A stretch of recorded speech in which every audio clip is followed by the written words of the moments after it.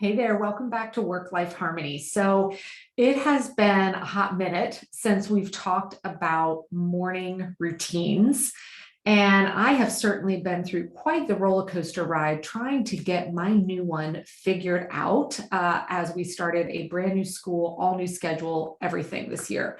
So I thought this would be a great opportunity to circle back up here on the podcast and share not only why they're so important, but also to give you a few tips on thinking about what may or may not be a good fit for you. Now, the title of this podcast may have had you raise your eyebrows a little bit. Because if you are like I was many years ago, and you've been searching to find a good morning routine to set you up for success, and you go out and search about this on the web, you will likely find the same results I did, which is pretty much, let's say 99% of the morning routine tips and strategies out there talk about journaling, meditation, yoga, or some, either all three of those, some form of those, whatever, is kind of the first thing to do when you wake up in the morning to set yourself up for success.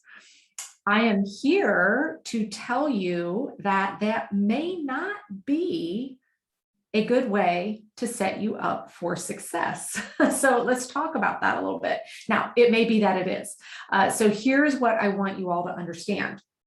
When I embarked on trying to get a better morning routine years ago, that is what I kept finding. I even read the Miracle Morning book, which also kind of walks you through a very similar process involving meditation, yoga, etc.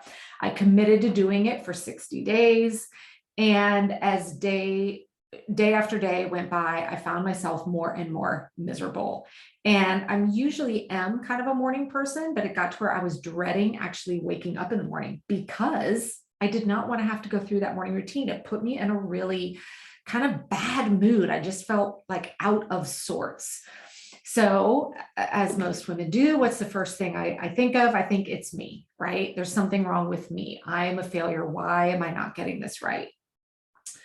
Well, one evening I couldn't sleep. And so I'm kind of scrolling through the web, trying to, dive into more morning routine. Like, why don't I like meditation? Why don't I like yoga?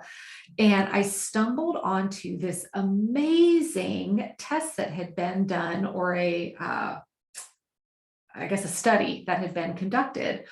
And it tied back to, I know right now Enneagram is all the rage, but I grew up in an era where everything was Myers-Briggs based. So if you remember the EFNJINTJs, all of those. And this study uncovered that based on your personality type, and they resulted it back to Myers-Briggs, that there would be very different morning routines that worked well for you based on your personality type.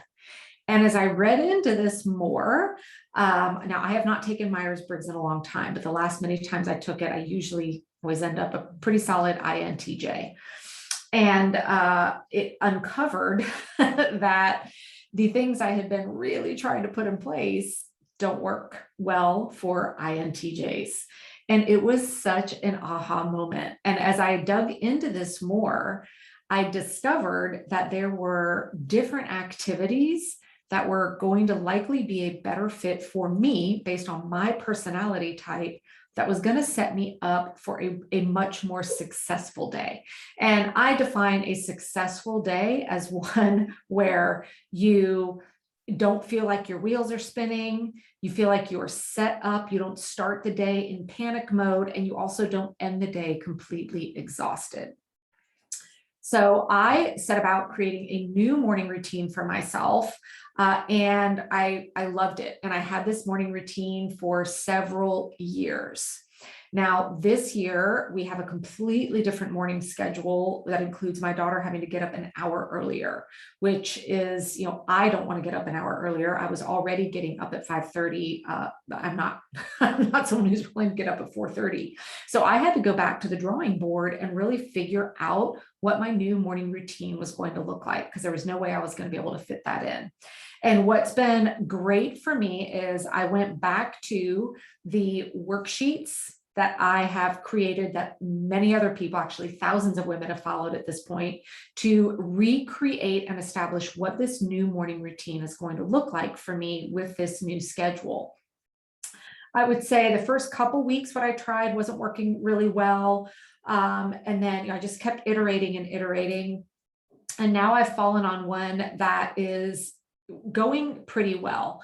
And I've actually had to split it into two. So I do part of my morning routine before 6 a.m., just between that little window of 5:30 to 6. And then I finish it up after I've taken my daughter to school. So this is something new for me, where I'm not getting it all in one solid chunk of time. But again, what is so important to understand here is there is no one right morning routine for everybody. And there's no one right morning routine that maybe you're going to be able to have forever and ever and ever. So here's what I want to leave you with today for those of you that are struggling to get a morning routine in place. Now, at the time that this episode comes out, I am going to be holding my well, it's actually pretty cool. Master Your Morning. It's going to be completely free. It is a fun little 5-day workshop where you'll be able to join me Monday through Friday live. And I'm going to be guiding you through really in-depth process of how to uncover and create the right morning routine for you.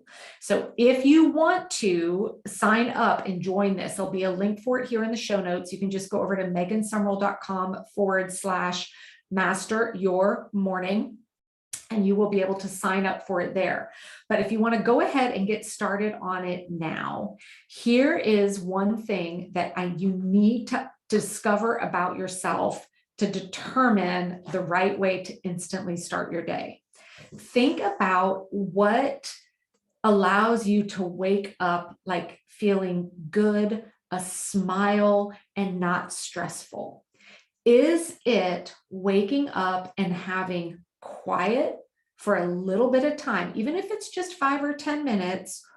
Or is it you love waking up to, maybe music, maybe a significant other waking you up, maybe your kids running in and jumping into bed with you and waking you up that way? Because understanding that first step about yourself is the very first place we need to start when creating a morning routine. And the subtle difference there, this is probably no shocker to you for those of you who've been listening to me for a while. I am the former. I need quiet. I am an introvert. I refuel alone, quiet, all of that.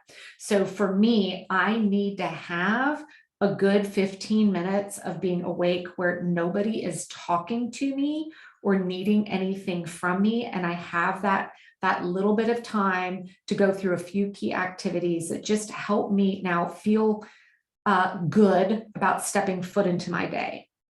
Now, on the flip side, if you are what I consider a magical unicorn that loves that kind of commotion wake up, and I have many friends who do, and that rejuvenates you, puts you in a good mood, you're laughing as you get up, you're likely going to fall into more of the extroverted. And when I'm talking about introvert, extrovert here, it's how you re-energize. So if you are someone that re-energizes with people, the more the merrier, you leave a party just feeling like, oh my gosh, it was great, I could, tackle anything, then how you start your day is going to be very different than how I choose to start my day to set myself up for success.